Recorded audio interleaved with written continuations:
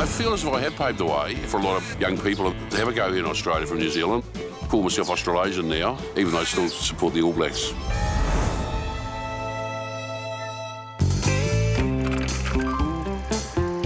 We were brought up on a farm in Walton, and Mum and Dad sort of took us along to the races, and that's how we really started. Our grandparents bred a Melbourne Cup winner in hijinks, so we sort of came from a racing family, but I was the first one to do it professionally. Got my first break when I went to the O'Sullivans and loved it. And luckily I worked for the guy that ended up champion trainer, and he taught me everything basically.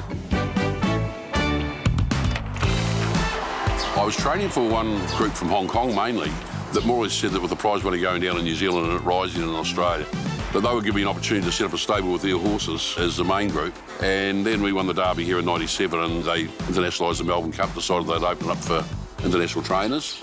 And I was the first one that got boxes here at Chiquita Lodge. The challenges I've had when I first got here were the microscope was on you and the way you trained compared to the Australians. There'd been a lot come over and set up other stables like I did, but haven't lasted that long. It's not that easy, and I got accepted by the Australians.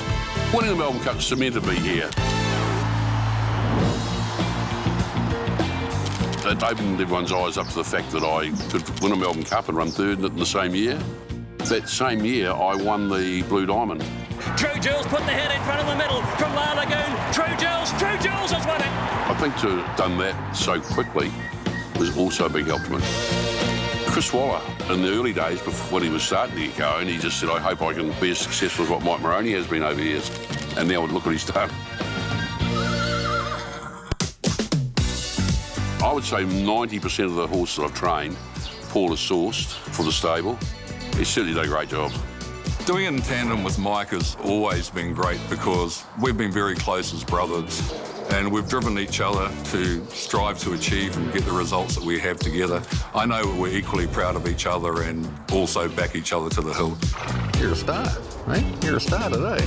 Coeur Volante was just one of those little athletes I found at the New Zealand sale. She just had all the attributes we like. She's not overly big, but she's physically correct.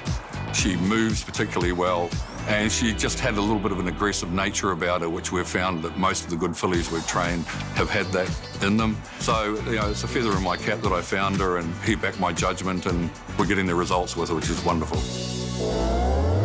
Coeur Volante, I think, is quite special. I'm pretty sure she's going to be one of the better ones I've trained. We were a bit disappointed she didn't win her first start. She looked luckless. Then it was a good win next start.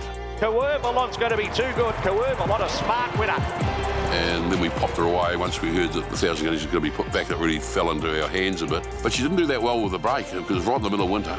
Wasn't eating for a while and wasn't doing things right. But she's turned the corner now. Coeur Volante is coming at her hard and got her. I'm sure if she does stay sound that we're going to have a lot of fun. This has been a terrific ride, and Coeur Volante wins it. If she can win the Thousand Guineas, it would be a great effort because it's a pretty unusual prep, I would think. If she can do that, well, I'm sure she's going to get a bunch of admirers, I would think.